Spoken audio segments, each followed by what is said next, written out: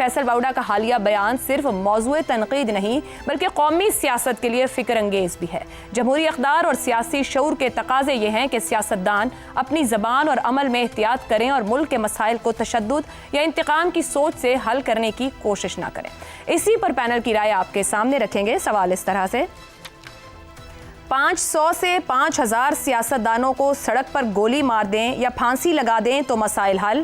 Faisal Vawda, senator की पुरतशद्दुद सोच क्या सिर्फ तनकीद का मौजू या कौमी सियासत के लिए एक इंतबाह भी?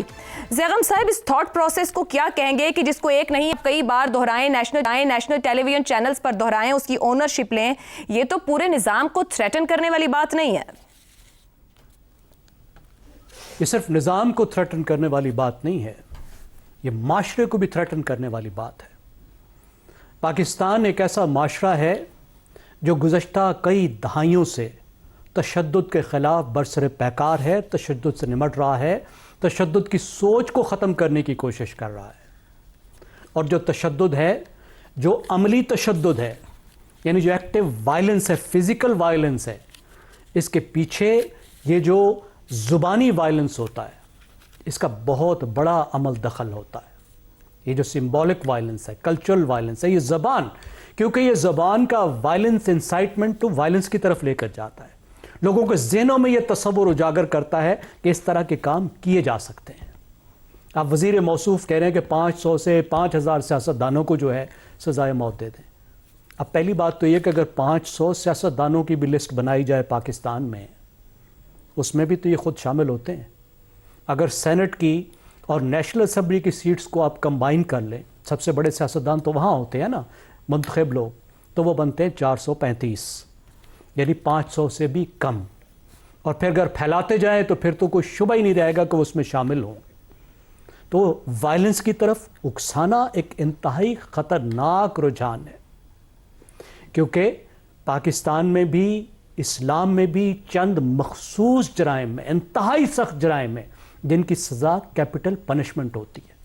किसी की ज़िंदगी लेना सिर्फ रियासत का हक होता है, और रियासत वो ज़िंदगी कानून के तहत लेती है। या तो उसने हथियार उठाए हों और रियासत के ख़िलाफ़ लड़े तो रियासत को हक है उसका जान लेने का, या फिर उसने कोई ऐसा काम किया हो, वो क्राइम किया हो जो उस रियासत की कानून की किताब में सज़ाए मौत का मुस्तहिक हो। इसके अलावा कोई शख्स और ख़ुद रियासत भी किसी की जान नहीं ले सकती।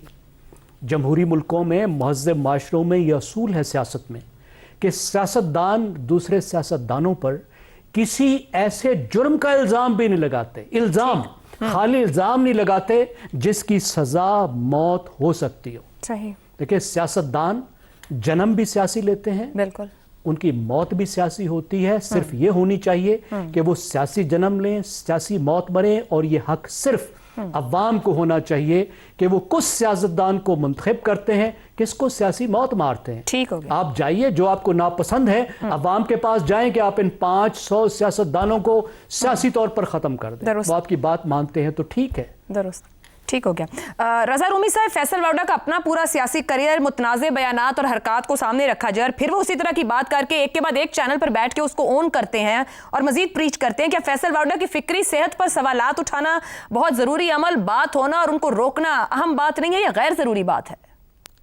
देखिए, आप जो कुछ आपने कहा है मैं उससे मुकम्मल इत्तेफाक करता हूँ, और ये बात तो हम मुतवातिर कहते आए हैं कि इस तरह के किरदार जो हैं उनको क्यों इतनी पजीराई मिलती है, क्यों उनको सेनेट की नशिस्तें जो हैं वो मिल जाती हैं जब वो एतराफ़ करते हैं कि उन्होंने अपनी नेशनलिटी छुपा कर एक मुतनाज़ा इलेक्शन में एक सीट जीती थी, और फिल फॉर उनके तमाम उस मसले को कवर अप करके उनको दोबारा से एडजस्ट कर लिया जाता है। नंबर एक।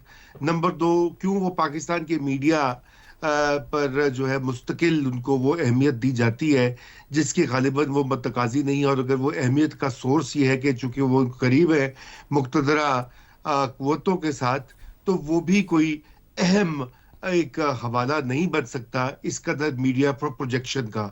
तो मेरे ख्याल से फैसल वाडा से ज़्यादा जो लोग उनको सपोर्ट और प्रमोट और उनको आसमान पर चढ़ाते हैं और चढ़ाते रहे हैं, उनसे भी सवाल किया जाना चाहिए।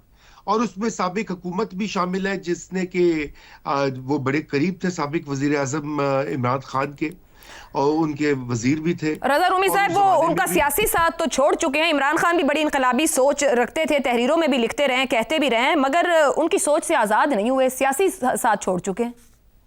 जी, सियासी साथ वो छोड़ा है, लेकिन आप ये याद रखें कि उस जमाने में भी उनको बहुत ज्यादा ये वही तो उभर कर ये इनकी अहमियत सामने आई। और अब सवाल ये पैदा होता है कि वो लोग जो उस तरह की कैरेक्टर्स को पाकिस्तान की सियासत में पनपने का मौका और एक साजगार माहौल फराहम करते हैं, यकीन जानिए वो उनसे सवाल करना ज्यादा जरूरी है, फैसल वाडा से भी। दुरुस्त। और मैं ये भी अर्ज आपको कर दूं कि ये इस तरह के तजुर्बात जो हैं, इस तरह की शख्सियात के हवाले से या उनके थ्रू जो तजुर्बात किए जाते हैं, वो भी कामयाब नहीं हुए पाकिस्तान की हिस्ट्री में, बल्कि उल्टा वो महंगे पड़े हैं, गले ही पड़े हैं बनाने वालों के। ठीक हो बस गया। इतना ही कहूंगा जी। दुरुस्त हो गया रजा रूमी साहब। फैसल वाडा साहब के बयान पर हम बात कर रहे हैं। शहजाद चौधरी साहब एक टीवी पे बात करके दूसरे टीवी पे जब वो इसकी ओनरशिप ले रहे हैं तो वही गुफ्तगू में कहते हैं कि मुझे कभी किसी के बाप ने सेनेटर या वजीर नहीं बनाया। क्या वाकई वो अपने दम पर एमएनए, वजीर और सेनेटर बनते रहे, या जरूरत से ज्यादा ओवर कॉन्फिडेंट हो रहे हैं?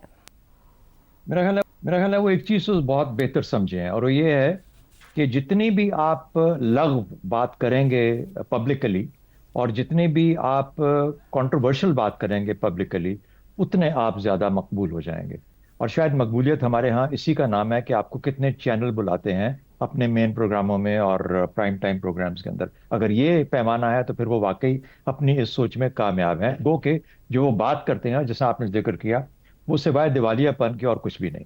यानी मैं तो हैरान हूँ कि आज हमारे प्रोग्राम में एक खास शख्सियत का जिक्र बड़े अरसे बाद नहीं हो रहा, लेकिन आपने रिप्लेस भी किया तो किसके साथ कर दिया। मैं तो अब इस चीज पे परेशान था कि ये फैसल वाडा साहब को आज हम सर फिक्री सोच कैरी करें ना शहजाद साहब। आप मेन स्ट्रीम पर बैठकर पुरतशद्दुद थॉट प्रोसेस को देंगे तो वो तशद्दुद को ही जन्म देगा। हम तो इससे लड़ रहे हैं ऑलरेडी।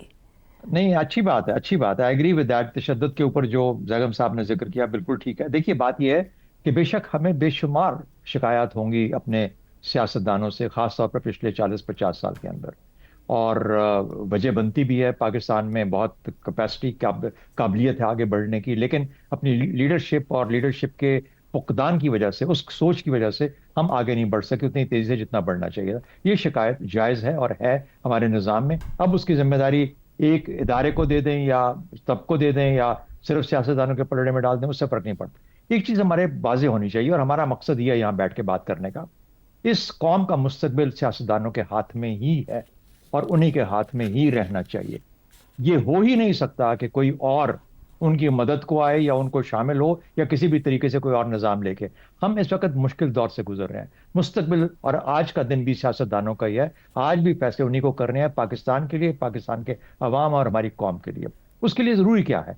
उसके लिए ज़रूरी ये है कि हम जब बहस करते हैं, हम बातें करते हैं, हम अपने कॉलम्स लिखते हैं या बाकी चीज़ों जगह इतने सारे लोग बहुत कुछ कहते हैं, उससे हम अपनी गवर्नमेंट के जो मिनिस्टर्स या सेक्रेटरी या जो भी हुकूमतें हैं, जिस हद तक मुमकिन हो हम अपना कोई हिस्सा डालते हैं कि इसको किसी तरीके से गाइडेंस के तौर पे ले लिया जाए। वो हमारा काम और हमारा फर्ज बनता है पाकिस्तानी होने के नाते। दूसरी बात, इस हुकूमत को स्ट्रक्चर्स या इस निज़ाम को स्ट्रक्चर्स और प्रोसेसेस, इनके ऊपर जोर देने की जरूरत है कि स्ट्रक्चर्स बहुत बहुत फाल हों और प्रोसेसेस शफाफ हों। अगर ये दो चीजें जाएंगी तो हमारे सियासतदान और हमारी सियासत आहिस्ता आहिस्ता बेहतर से बेहतर होती जाएगी। वही हमारे मुस्तकबिल के लीडर हैं, उन्हीं को कैरी करना है। तो मेरा ख्याल है ये वाडा साहब के बस की बात नहीं है।